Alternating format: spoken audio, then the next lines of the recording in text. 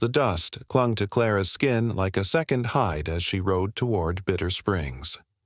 The horse beneath her, a sturdy paint mare stolen 3 towns back, seemed to sense her unease, its ears flicking nervously as they crested the final ridge. Below them, the ramshackle collection of buildings that constituted the town spread like a stain across the parched earth. 10 years. 10 years since she'd been here last. Clara adjusted the wide-brimmed hat that shadowed her face and reached inside her coat, fingers brushing against the folded paper tucked in her inner pocket. The list. 7 names written in the shaky penmanship she'd taught herself during stolen moments of lucidity. 7 names that had defined the course of her life. "Easy now," she murmured to the horse, though her own heart hammered against her ribs. The weight of the Colt revolver pressed against her hip, a cold comfort. She remembered the day she'd gotten the gun, taken it from the bloated body of a drunk prospector who'd passed out behind a saloon in Tucson. The man had woken as she'd pulled it from his holster, his roomy eyes widening in surprise before she'd brought a rock down on his temple. Her first kill had been neither clean nor just, merely necessary. She'd vomited afterward, hands shaking so badly she could barely load the chambers. Clara's gaze drifted to the scar tissue around her wrists, pale bands that told their own story. The rope burns had healed years ago, but the memory remained fresh. Keller cinching the bindings tight as he'd thrown her in the back of the wagon, laughing as she'd cried out in pain. "Quiet now, little bird," he'd said. "Ain't no one coming to help you." He'd been right then, wrong later, when he'd made the mistake of leaving his knife within her reach. Bitter Springs hadn't changed much. Same dusty thoroughfare, same crooked buildings leaning against one another like drunks after a bender. The cracked wooden sign above the general store still hung by a single nail. Only difference was, she wasn't a frightened child anymore. Clara dismounted outside the saloon, tethering her horse to the post. Her boots, men's boots, worn and scuffed, kicked up small clouds as she moved. Inside her coat pocket, her fingers traced the first name on her list. Reverend Abner Webb. The man who had blessed her sail with scripture and a prayer. The man who had quoted Exodus while her father counted 3 silver dollars. She closed her eyes, remembering the Reverend's soft voice as he'd placed a hand on her head. "The Lord provides, child," he'd told her, even as tears streamed down her face. "Through sacrifice comes salvation." What salvation had come to her in the years after? None she could name. Just passing through? The stable boy, no more than 12, eyed her warily as she handed him a penny to water her horse. "Reckon so," Clara replied, her voice deliberately low and rough. The boy didn't look twice at her, just another dusty traveler in men's clothes. Her bound chest and dirty face completed the disguise. She'd learned early that invisibility was its own kind of power. She'd first bound her chest at 13, after a particularly brutal encounter with a miner who'd paid extra for the young one. The madam had found her afterward, curled in the corner of her room, blood seeping through her torn chemise. "That's the way of it, girl," the woman had said, not unkindly as she'd cleaned Clara's wounds. "Men want what they want. Best learn to survive it." Clara had stolen trousers and a shirt the next day, cut her hair with rusty shears, and slipped away at dawn. She'd made it 3 days before Keller's men caught her, dragged her back by her shorn hair. The beating that followed taught her that escape required planning, patience, the right moment. Now, as she made her way down Bitter Springs Main Street, she noticed how the townspeople's gazes slid over her without interest. To them, she was just another drifter, unremarkable, forgettable, precisely as she needed to be. The church stood at the far end of town, a whitewashed building with a small, crooked steeple. It was Wednesday, prayer meeting day. She remembered that much. Clara waited until the small congregation filed out before entering. The Reverend remained inside, snuffing candles, his back to the door. Older now, grayer, but unmistakable. Church is closed until Sunday service, stranger, he said without turning. Clara closed the door behind her. The sound of the latch echoed in the empty room. Do you remember all the children you've blessed, Reverend? He turned then, confusion crossing his face as he tried to place her. I'm afraid I don't. Clara Blackwood. She removed her hat, letting her dark hair fall loose. You blessed my sale to Anton Keller and his men. 1872. You said God works in mysterious ways, and that sometimes sacrifice is necessary. Recognition dawned slowly, followed by fear. Child, I ain't a child. Her hand moved to her hip, fingers wrapping around the revolver's grip. Not anymore. The Reverend's eyes widened as they fixed on her hand. Please, he whispered, this is a house of God. Was it a house of God when you sold me? Clara's voice remained steady, though rage pulsed beneath her skin like a second heartbeat. Was God watching when you helped my father trade me for food? Webb's throat worked as he swallowed. I only did what your father asked. The town was starving. The drought. Drought didn't make you sell a child. What would you have had me do? A hint of defiance crept into his tone. Your father came to me desperate, said the whole family would die otherwise. And my life was worth less than theirs? Clara stepped closer, close enough to see the sweat beading on his upper lip. No one thought. He stopped, seeming to realize the futility of his words. No one thought what? That Keller was selling girls to brothels? That I'd end up property? Or just that I'd never come back? Webb didn't beg, not really. He talked fast, though, words tumbling over themselves like water over stones, about hard times, about doing what he thought was best, about her father coming to him desperate, saying the rest of the family would starve. Your father said you'd have a better chance, that they couldn't feed you all, and you believed that selling a child was God's will?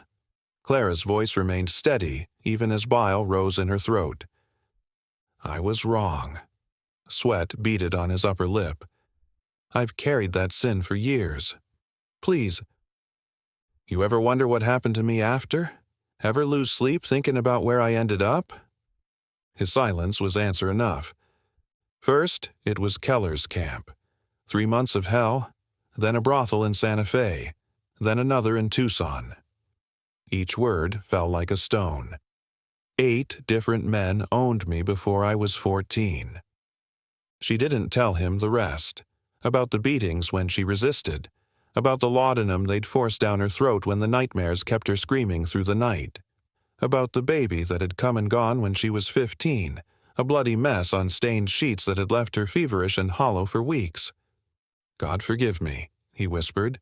God ain't here. Clara raised the revolver. Just me. The gun felt heavy in her hand, the metal warm from her body heat. One squeeze and it would be over. One life paid for the thousands of small deaths she'd endured. Webb closed his eyes, lips moving in silent prayer. But when the moment came, something stayed her hand. Not mercy, exactly. Something colder. You know what? Death's too easy for you. She lowered the gun. You're gonna live with this. Every day you'll remember my face. Remember what you did. She pulled a small knife from her boot and stepped forward. But you'll carry my mark, same as I carry yours. The Reverend's eyes flew open as she pressed the blade to his cheek. No. Hush now, Clara said, eerily calm as she pressed the tip into his flesh. This won't take but a moment. The small cross she carved wasn't deep enough to kill, just deep enough to scar. Webb's muffled cries echoed in the empty church as blood trickled down his face and onto his pristine white collar. Now you're marked, Clara whispered, wiping the blade clean on his sleeve. Just like I was. She left him slumped against the pulpit, clutching his face, his sobs following her into the gathering dusk.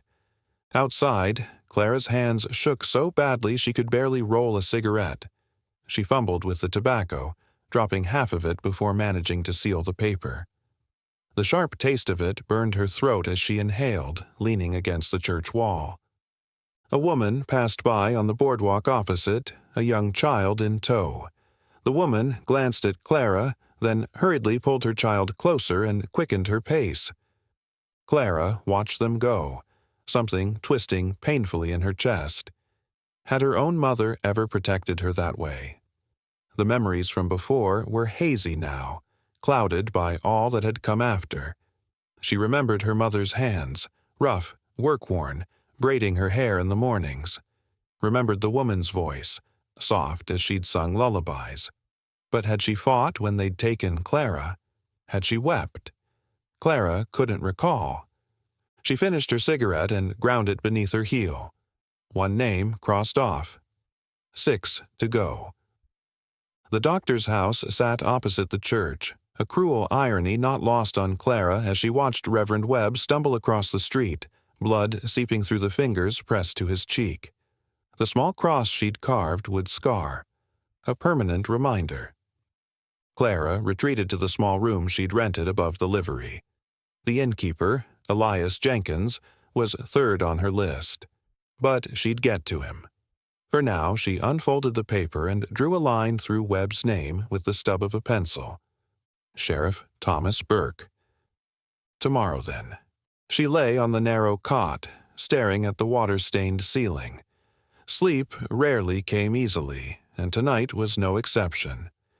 Whenever she closed her eyes, memories surged forth, unwanted, inescapable.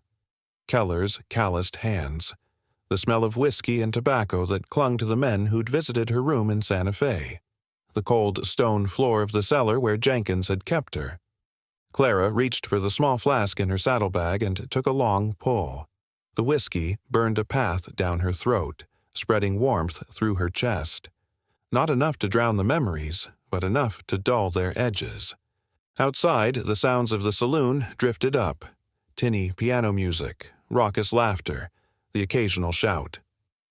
Life in Bitter Springs continued, unaware or uncaring that justice had begun its slow, methodical march through their midst. Clara pulled her blanket tighter around her shoulders, suddenly cold despite the summer heat. Part of her had expected to feel something after confronting Webb. Relief, perhaps. Satisfaction. Instead, she felt hollow, as if she'd carved out a piece of herself along with the mark on his face. "It's only the beginning," she whispered to the empty room. "It gets easier."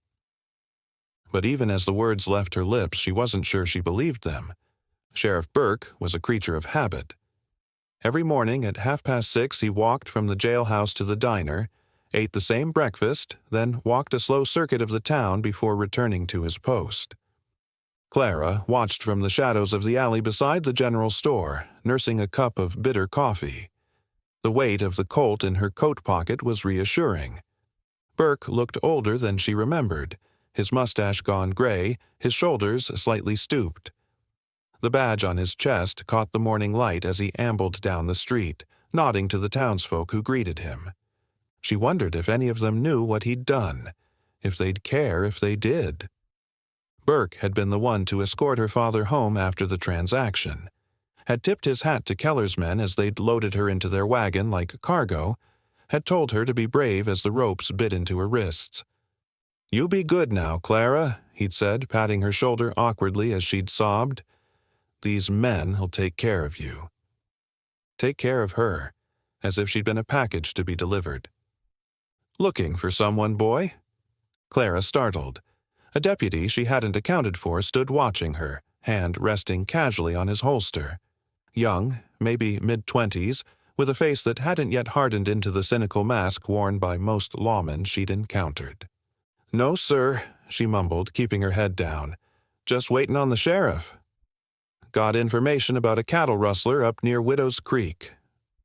The deputy nodded, suspicious but not overly concerned. "He'll be along shortly." "Much obliged." She tipped her hat, careful to keep her voice low and her movements masculine. When Burke appeared, Clara approached him directly, spinning a tale about rustlers that piqued his interest enough to follow her toward the edge of town. The story wasn't entirely fabrication. She'd overheard talk of cattle theft at a saloon 2 towns back, but the details were embellished enough to ensure Burke would want to investigate personally. Once they were alone, beyond sight of the town, she drew her gun. "That's far enough, Sheriff." Burke turned, confusion flickering across his face before his hand moved toward his holster. "I said, that's far enough." Clara cocked the hammer for emphasis. Recognition came faster for him than it had for Webb. "Well, I'll be damned," he said, eyes widening. "Little Clara Blackwood?" "Not so little anymore." Burke's hand inched toward his holster. "I wouldn't," Clara warned. "What you aimin' to do here, girl? Kill an officer of the law? That's a hangin' offense. So is selling children." Her finger tightened on the trigger. "Or ain't that against the law in these parts? Your pa made that choice, not me. And you just stood by, watched it happen, helped load me into that wagon. It was legal enough, contract of indenture, signed proper." Clara's laugh was a bitter thing. "Indenture? That what you call it? They passed me around like a bottle of whiskey, treated me worse than a dog." For the first time, something like shame crossed Burke's weathered face. "I didn't know that's what they'd do." "Liar." The word came out as a hiss. Everybody knew what Keller was, what he did with the girls he bought. Burke's shoulders sagged slightly. "What do you want, Clara?"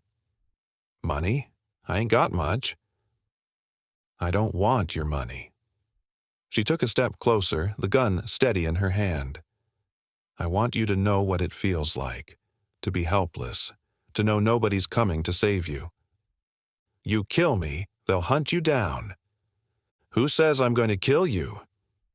The gunshot cracked across the open plain, startling a flock of ravens into flight. Burke clutched his leg, blood seeping between his fingers as he crumpled to the ground. "Jesus Christ," he gasped, face contorted in pain. "You shot me. Be grateful I aimed low?" Clara stood over him, watching dispassionately as he writhed in the dirt.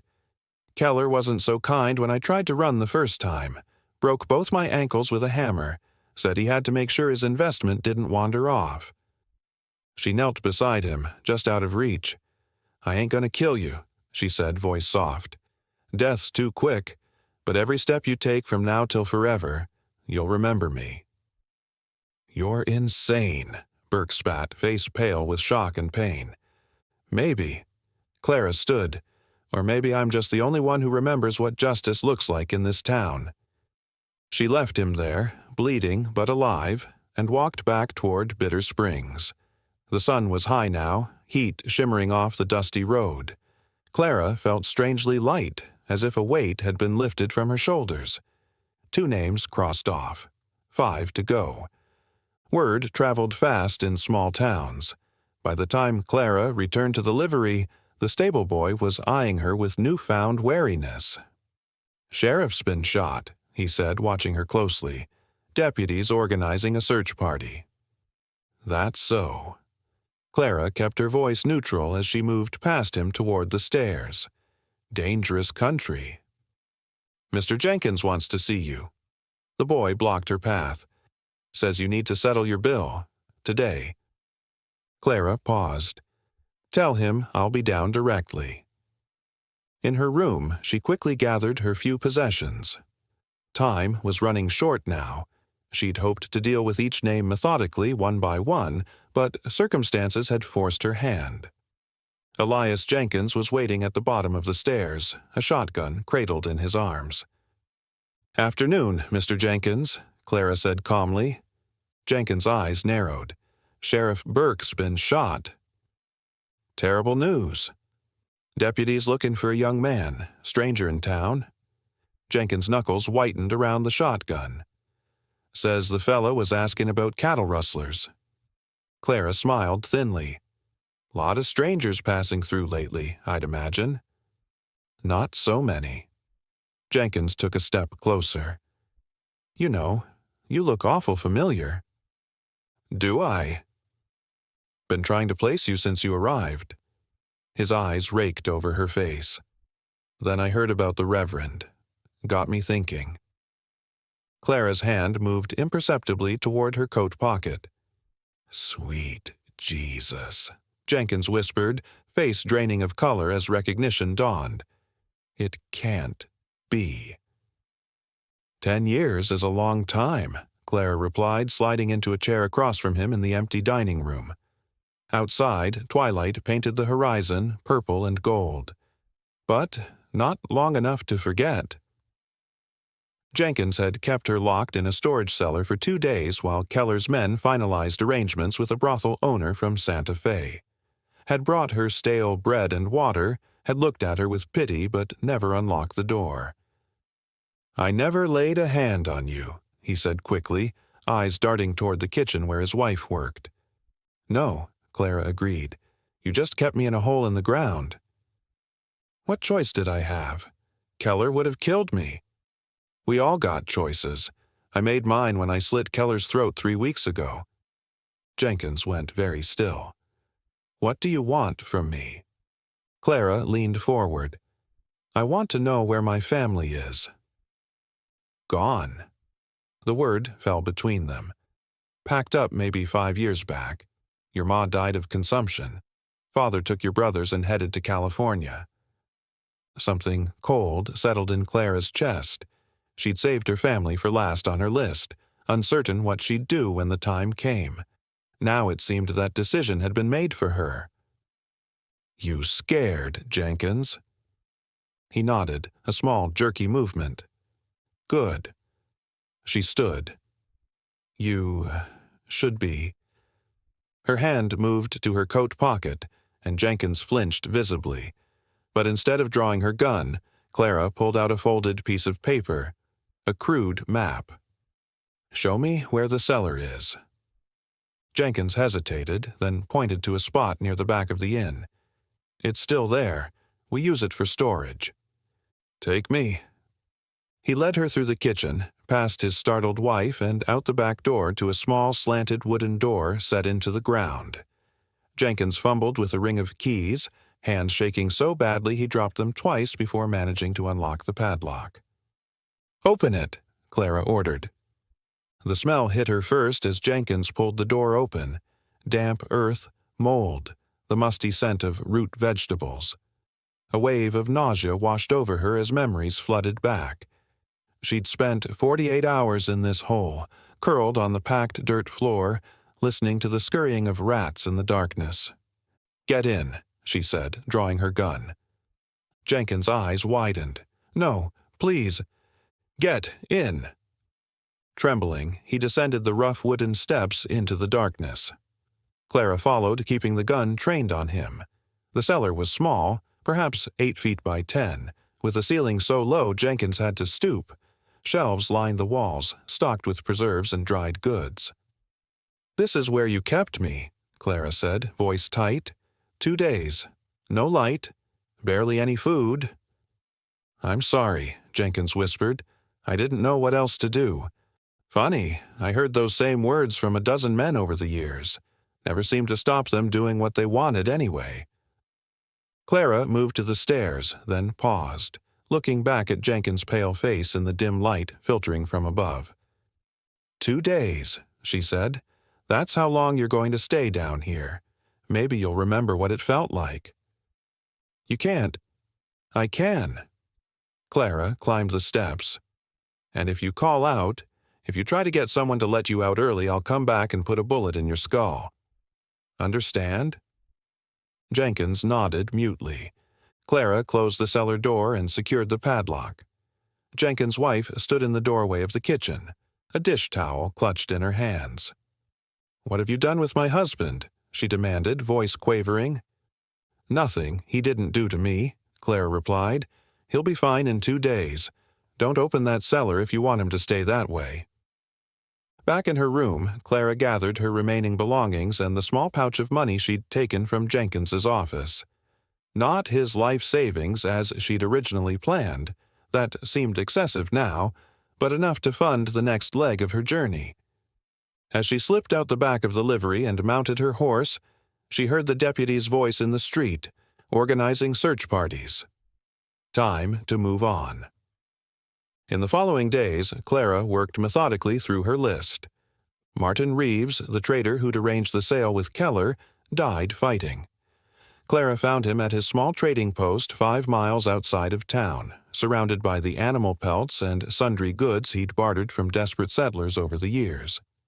He didn't recognize her at first, just saw a potential customer browsing his wares.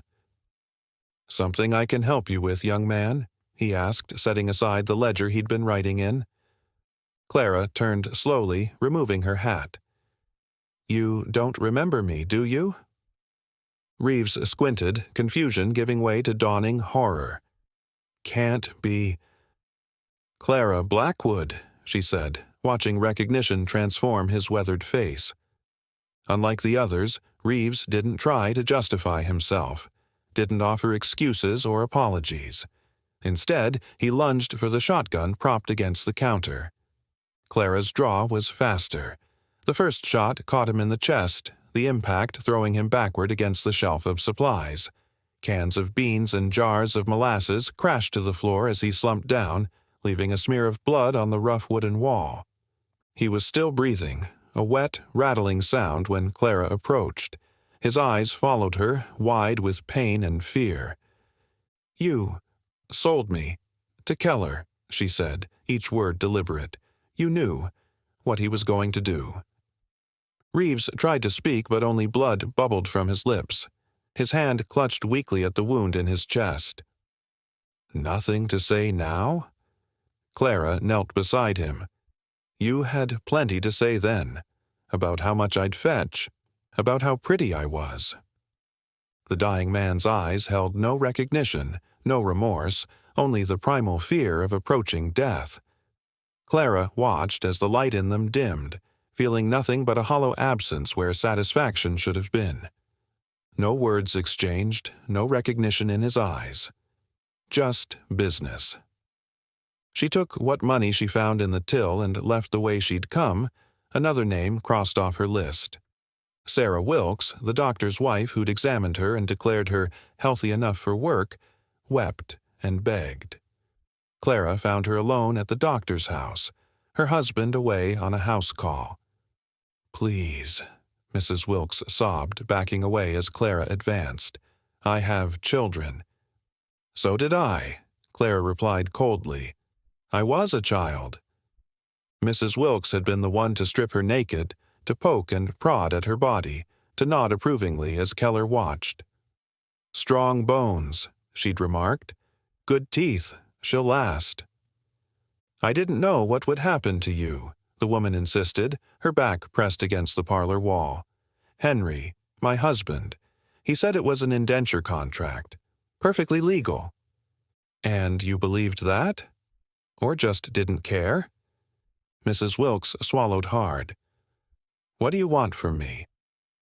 Clara considered the question.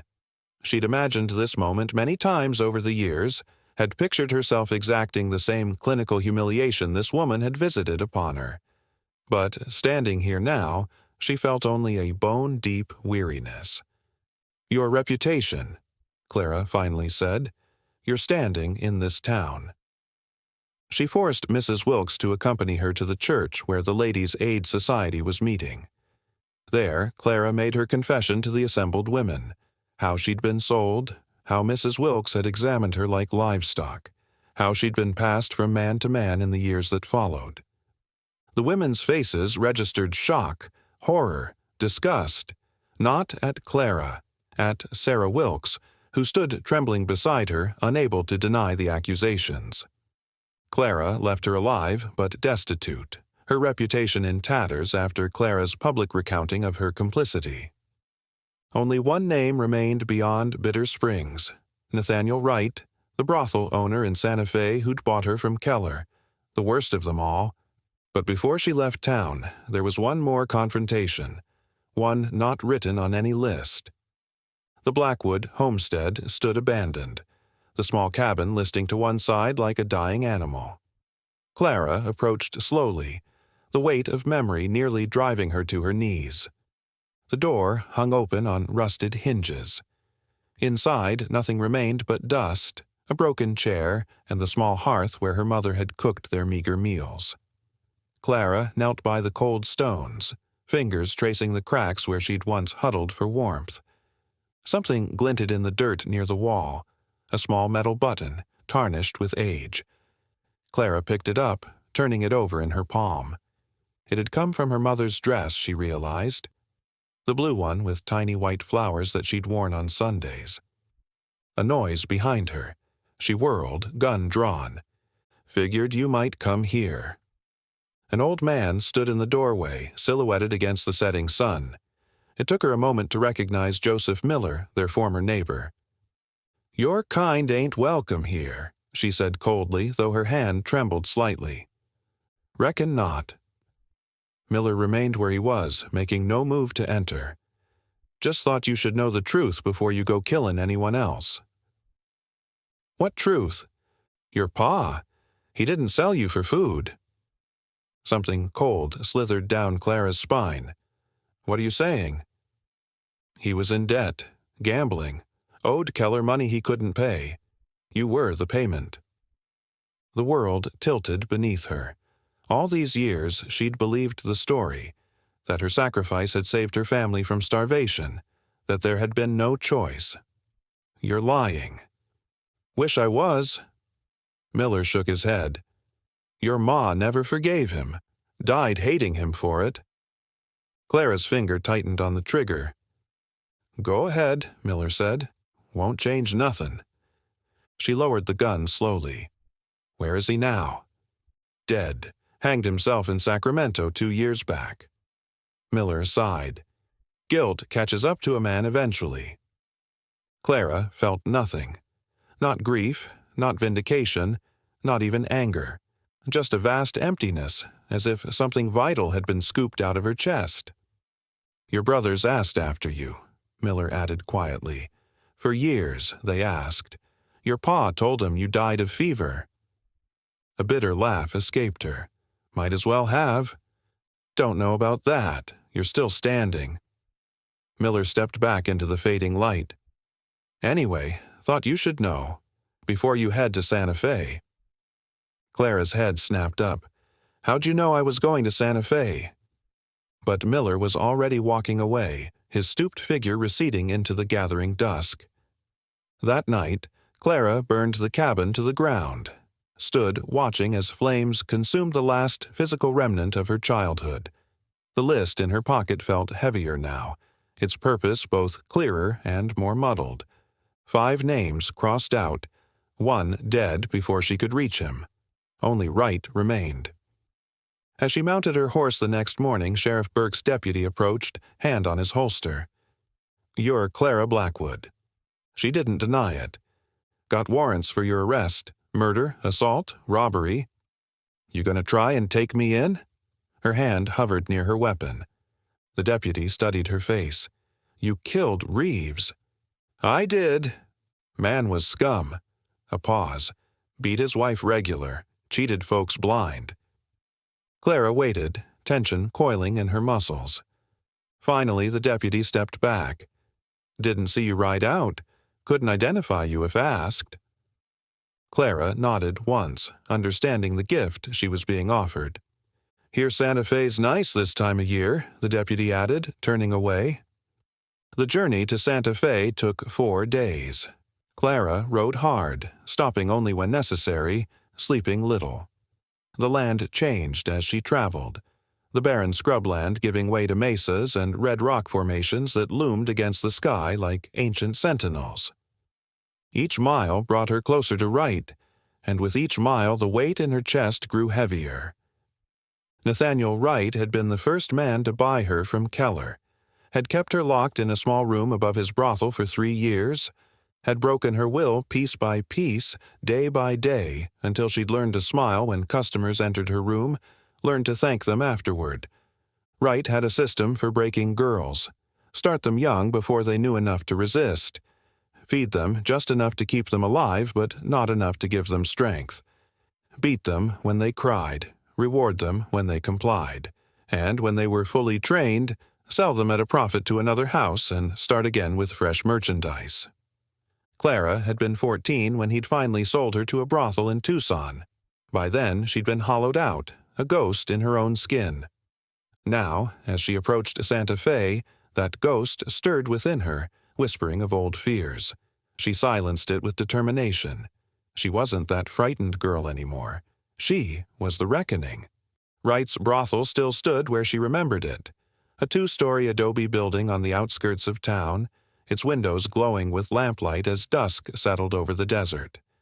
A painted sign hung above the door, "The Golden Dove." Clara watched from a distance, counting the men who entered and exited. 2 guards at the front door. Probably more inside. Wright had always been cautious. She wouldn't be able to walk in the front door, not dressed as she was and certainly not armed. But she knew another way in. A small window at the back of the building that led to the kitchen. She'd tried to escape through it once, only to be caught by one of Wright's men before she'd made it 10 feet. Clara circled around to the rear of the brothel, keeping to the shadows. The window was still there, slightly larger than she remembered. A young girl, no more than 16, was washing dishes in the kitchen, her back to the window. Clara tapped lightly on the glass. The girl started, turning with wide, frightened eyes. "Don't scream," Clara mouthed through the glass, making a shushing gesture. The girl hesitated, then approached the window cautiously. Clara could see the bruise on her cheek, partially hidden by her hair. Fresh. "Open it," Clara whispered. To her surprise, the girl complied, sliding the window up with trembling hands. "You working for Wright?" Clara asked quietly. The girl nodded, eyes darting toward the door that led to the rest of the house. "You want out?" A beat of silence, then another nod, more emphatic this time. "Help me get in and I'll make sure you get away," Clara promised. "Wright hurt you?" "Everybody here hurts me," the girl whispered, her voice so low Clara barely caught the words. "Not after tonight." Clara handed her the knife from her boot. "Hide this. When I give the signal, use it if you have to." The girl's fingers closed around the knife's handle, her expression hardening into something Clara recognized all too well. Desperation tinged with hope, a dangerous combination. "What's your name?" Clara asked. "Lily." "All right, Lily, let me in through the back door in 10 minutes. Don't tell anyone. Understand?" Lily nodded, tucking the knife into the folds of her skirt before closing the window. Clara retreated into the shadows, counting the minutes. At precisely the appointed time, the back door creaked open, and Lily's pale face appeared in the gap. "Quick," the girl whispered, glancing nervously over her shoulder. "Most everyone's occupied with customers, but Wright's in his office." Clara slipped inside, the familiar smells assaulting her. Perfume, whiskey, tobacco smoke, and beneath it all, the unmistakable odor of unwashed bodies and despair. Her stomach clenched, memories threatening to overwhelm her. "Where's his office?" she asked, though she already knew. Some things you didn't forget. "Upstairs, end of the hall." Lily pointed toward a narrow staircase. "He keeps the door locked." Clara nodded, drawing her revolver. "Stay in the kitchen. When you hear shouting, get out through that window and run. Don't stop, don't look back." What about the other girls? Clara hadn't considered that. There would be others, of course. Girls like her, like Lily. Trapped. Tell them to run too if you can, but don't risk yourself. Lily nodded, her eyes fixed on the gun in Clara's hand. "You gonna kill him?" "Yes." Something like satisfaction flickered across the girl's face. "Good." Clara moved silently through the house, keeping to the shadows. The main parlor was busy, men drinking and laughing as girls in gaudy dresses circulated among them. None of them noticed her as she slipped up the staircase, her boots making no sound on the worn wooden steps. The upper hallway was dimly lit by a single oil lamp. Doors lined both sides, the rooms where the girls worked. Clara could hear muffled sounds behind some of them. She forced herself to focus. to push down the surge of nausea that threatened to overtake her.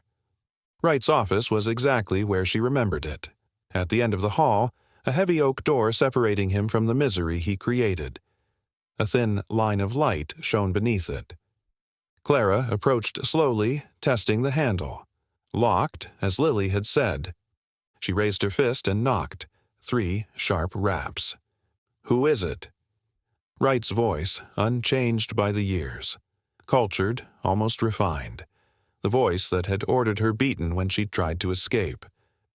"Got a problem with one of the girls, sir," Clara replied, lowering her voice to a rough approximation of a man's. "Customers complaining." A sigh, then the sound of a chair scraping back. Footsteps approached the door.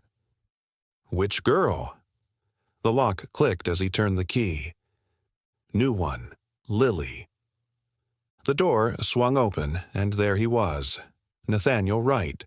Older now, his dark hair threaded with silver, but still impeccably dressed in a tailored suit, still wearing the gold pocket watch that he'd checked obsessively, timing the girl's sessions with customers. Recognition didn't dawn immediately. His brow furrowed in confusion as he took in her appearance. The men's clothes, the dirt-smudged face. "Who the hell are you?" Clara raised her gun, pressing the barrel to his chest and forcing him backward into the office. "Someone you sold, Mr. Wright." She kicked the door shut behind her. Wright's eyes widened as understanding dawned. Impossible. 10 years, Mr. Wright. A lot can change in 10 years. His gaze darted to the desk, where a small derringer lay amid ledgers and papers. "Don't," Clara warned, cocking the hammer of her revolver. "I'd rather you were conscious when we talk." Wright's face hardened, his initial shock giving way to calculation. "Clara," he said, his voice smooth as silk, "you've grown up." "No thanks to you. I gave you a roof, food, protection." "You gave me hell." Clara's voice remained steady, though rage pounded in her temples. "You sold my body to any man with coin. You beat me when I cried. You starved me when I fought." Wright smiled thinly. "And yet, here you stand. Stronger for it, I'd say." "Is that how you justify it? That you made us stronger?" "The world is cruel to women without means, Clara. I simply provided structure to that cruelty. A framework?"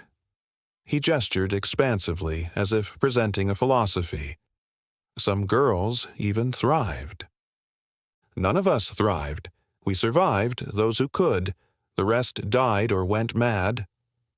"And which are you?" Wright's eyes gleamed with something like curiosity. "Survivor or madwoman?" Clara's finger tightened on the trigger. "I'm what you made me." For the first time, fear flickered in Wright's eyes. "What do you want?" "Money? I have plenty. You could set yourself up comfortably, never work again." "I don't want your money." "Revenge, then." Wright spread his hands. "But killing me won't undo what happened. Won't make you whole." "Nothing will make me whole," Clara said quietly. "This isn't about healing. It's about justice." "Justice?" Wright laughed, a sharp, unpleasant sound. "There's no justice in this world, girl. Only power and those without it." Clara regarded him silently. This man who had shaped so much of her life, who had taught her, through pain and humiliation, that she was nothing more than merchandise. "You're right about one thing," she finally said. "Killing you won't undo anything, but it might stop you from hurting anyone else." Wright's expression shifted, the facade of calm cracking. "Please," he said, his voice suddenly desperate. "I have a family now. A wife, children." "So did I." Clara's voice was ice. "You took them from me." A commotion erupted downstairs, shouting, the sound of breaking glass. Lily must have warned the other girls. "Good." Wright lunged suddenly, reaching for the derringer on his desk. Clara fired without hesitation, the bullet catching him in the shoulder. He stumbled backward, clutching the wound, his face contorted in pain and rage. "You bitch!" he spat. "You think you can come in here, destroy what I've built?" "I know I can." Clara advanced, keeping the gun trained on him. "I've been planning it for years." Wright backed away until he hit the wall, leaving a smear of blood. "The law will hunt you down. You'll hang for this." "Maybe." Clara shrugged. "But you won't be there to see it." She raised the gun, aiming for his heart. Wright's eyes widened, all pretense gone now, replaced by naked terror. "Wait!" he gasped. "Please." Clara hesitated, her finger on the trigger. This was the moment she'd dreamed of for years. Wright at her mercy, begging as she had once begged. Justice, served cold and final. But as she looked at him, this pathetic, bleeding man, his fine clothes soaked with sweat, his cultured voice reduced to whimpers, she felt no triumph, no satisfaction, only a bone-deep weariness. What would killing him accomplish? Would it silence the nightmares? Erase the scars, visible and invisible, that marked her body and soul? Would it make her something other than what she'd become? A mirror of the violence done to her? "You can't do it, can you?" Wright's voice interrupted her thoughts, a note of triumph creeping back in. "Always were weak." Clara's gaze hardened. "Mercy isn't weakness, Mr. Wright, but you wouldn't understand that." She lowered the gun slightly and fired, the bullet tearing through his knee. Wright screamed, collapsing to the floor. "That's so you never forget me," Clara said, tucking the revolver back into her coat. "Every step you take, every time you limp across a room or need help to stand, you'll remember." She turned to leave, then paused, looking back at Wright's crumpled form. "I'm taking your girls with me. All of them. If you come after us, if you send anyone after us, I'll come back and finish what I started. Understand?" Wright nodded weakly, his face gray with pain. "One more thing," Clara added, almost as an afterthought. "Your family, your real one. Do they know what you do? What you are?" The look on his face was answer enough. "They will," she promised. "By week's end, everyone will know." The chaos downstairs had intensified. Girls were fleeing in all directions, some still in their working clothes, others hastily wrapped in blankets or shawls. The 2 guards lay unconscious near the front door. Lily's work, Clara guessed, with help from some of the others. Lily herself was waiting by the back door, Clara's knife still clutched in her hand. The blade was clean, but the girl's knuckles were bloodied. "You did it?" she asked as Clara approached. "He's alive, hurting, but alive." Disappointment flashed across Lily's face. "Why didn't you kill him?" "Because then I'd be no different than him." Clara took the knife back, wiping it clean before returning it to her boot. Killing's easy. Living with it is harder. Outside, girls were scattering into the night, some alone, others in pairs. Most would find their way to other brothels or saloons, Clara knew. Few had anywhere else to go. "What about us?" Lily asked, falling into step beside her as they walked away from the burning building. "Where do we go?" Clara hadn't planned this far ahead. Her journey had been focused on vengeance, not its aftermath. But looking at Lily's hopeful face, she couldn't bring herself to abandon the girl. "There's a convent in Taos," she said after a moment's thought. "They take in girls like us, no questions asked. And after that, you decide. You're free now." Free. Such a simple word for such a complicated thing.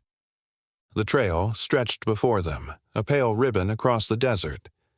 Clara touched the list in her pocket one last time, then deliberately removed it and let the wind take it from her fingers.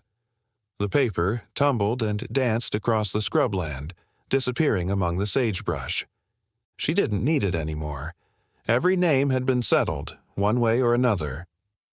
As Bitter Springs receded behind her, Clara felt neither triumph nor peace.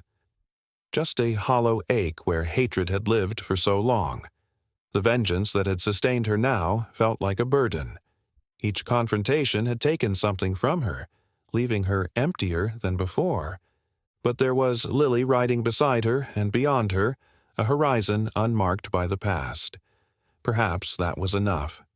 Justice and vengeance might look the same from a distance, but up close the difference cut like a knife. And Clara was intimately familiar with both blades.